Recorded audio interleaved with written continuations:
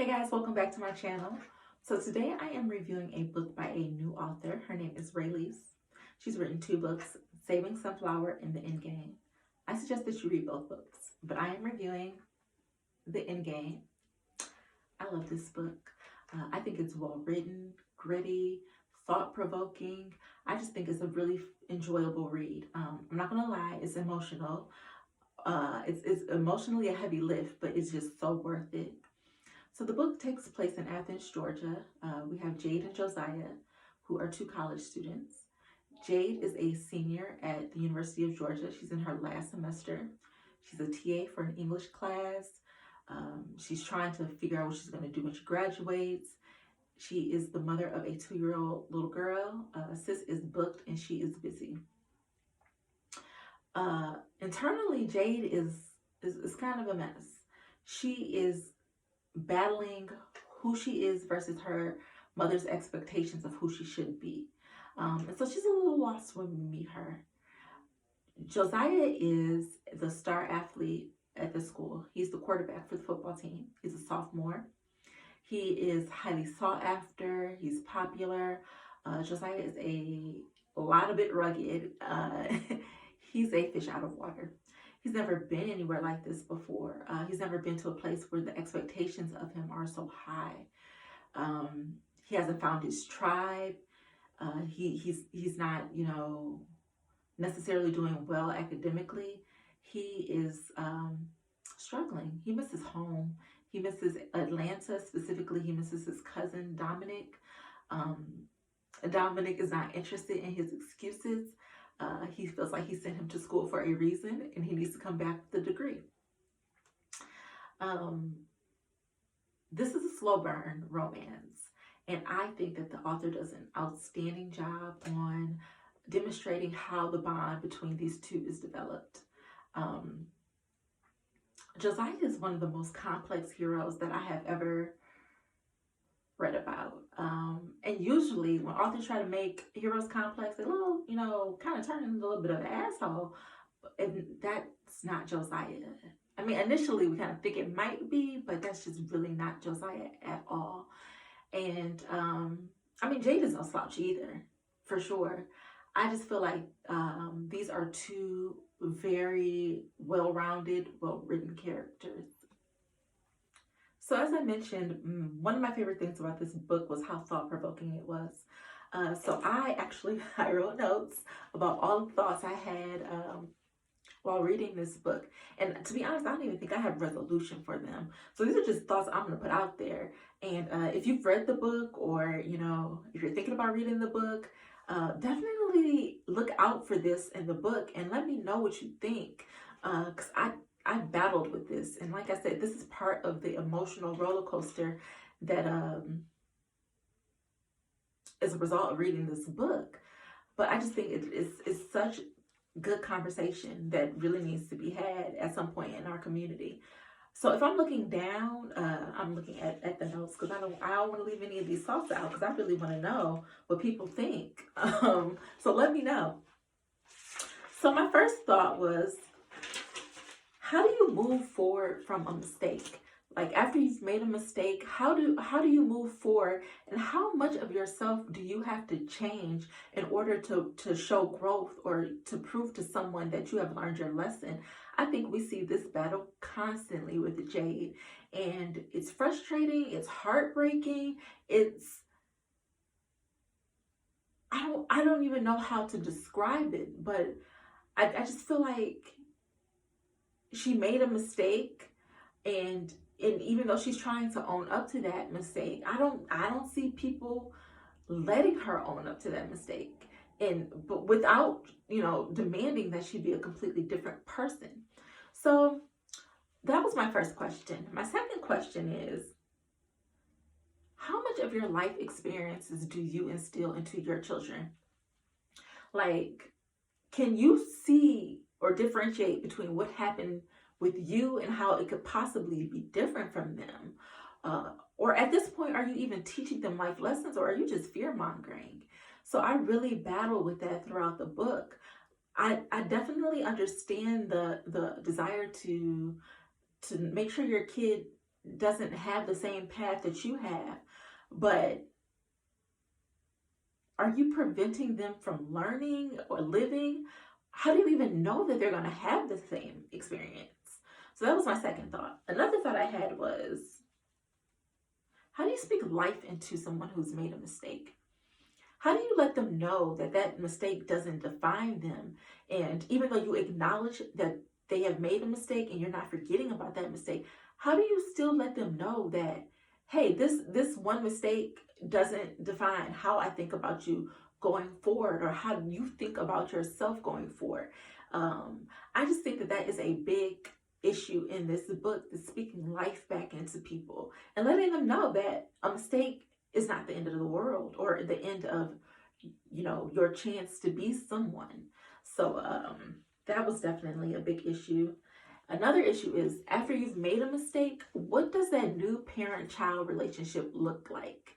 How do you get it back to a healthy relationship? How do you make sure that you're not constantly bringing it up, or that every interaction isn't laced with negativity based on a mistake that they have made and that they're trying to come back from? Another question I had is, what is the custodial parent's obligation to the deadbeat parent? How much of a relationship with their child do they have to advocate for, and how consistently should they have to advocate for that relationship? How do we even learn as a community to recognize trauma, or to recognize that our coping skills for this trauma is not good? Like, it's subpar. I really wondered that throughout the book. Lastly, my last question was, what is this college's obligation to these student athletes? I'm a huge sports fan, and I've always wondered this, like, what obligation do these universities who make billions of dollars off of these kids, like, what obligation do you have to them? So these are some of the thoughts that came to my mind while I was reading this book. And like I said, I don't even know that I have resolution for all of these questions, but I just thought that this book was so thought-provoking. So if you read the book and you have some ideas, let me know. Let me know what you think. So I want to talk about some of my favorite scenes in the book. I really had to work to narrow this down because I didn't want to have like a million scenes. So I think I got it down to like 10. I'm going to be telling, my favorite scenes, but I won't be giving anything away. So there's still no spoilers. So you can watch them and look out for them if you're going to read the book. So my first favorite scene is Fight Night Round 1. I think it is so funny to see Josiah's reaction to getting into a fight, and what he thought was going to happen versus what actually happened, and what he concludes about Jade based on this. My second favorite scene is Jade and Josiah's first conversation. I feel like in this scene, Jade sees Josiah in a way that no one has ever seen him before, and I just think that it was a really nice scene, and we get to learn a lot about Josiah in this scene, and Jade, to be honest. Third up is the study session gone wrong, and this is the first time where Josiah gets to meet Journey, who is Jade's daughter. I love any scene with Jade, Josiah, and Journey, specifically Journey and Josiah. I think he is so good with Journey. I love seeing them together. Study session where Jade and Josiah share their first kiss. And also, Josiah introduces us to his best friend, Rae. I think we learn a lot about Josiah in that scene, and I think it's just a really good scene.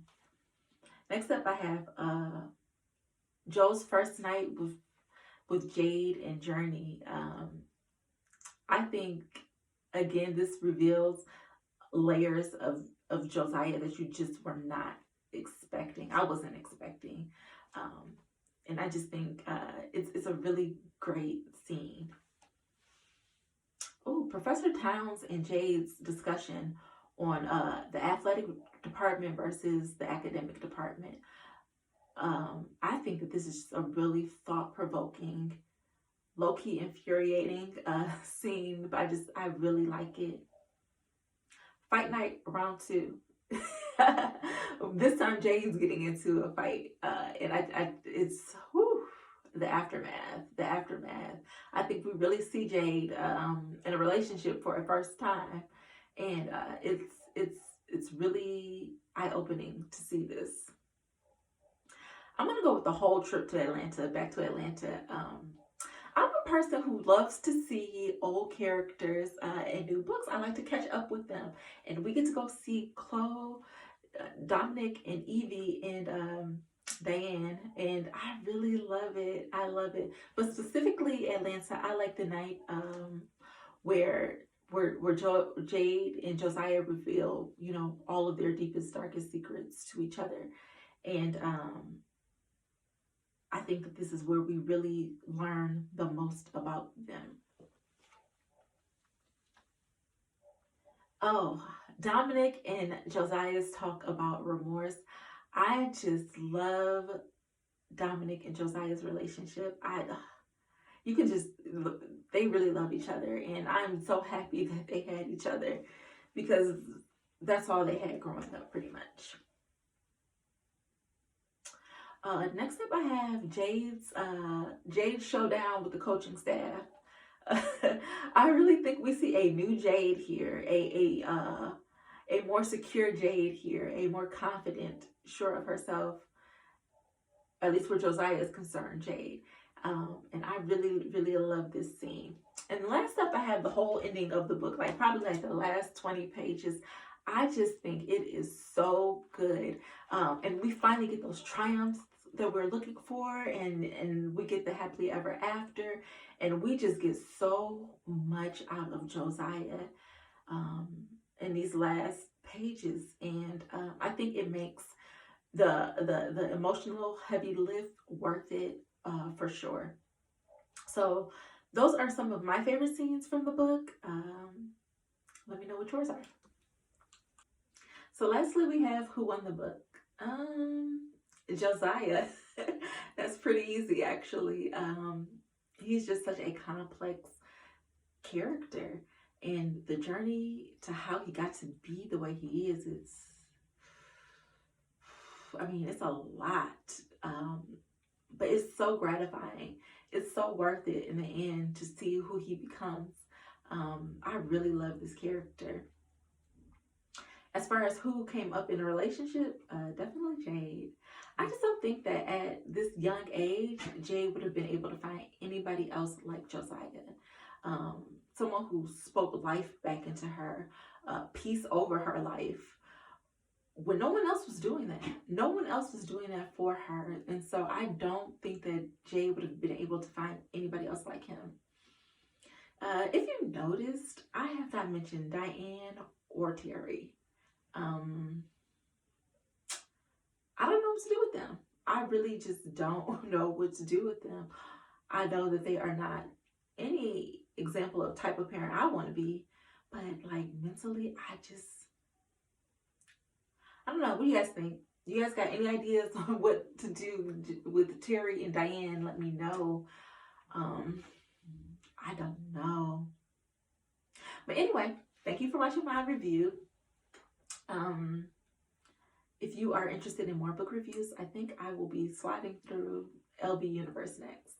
Yeah, I think I will visit Love Belvin. Please comment, rate, and subscribe if you're interested in more reviews. And thanks for watching. See you guys next time. Bye.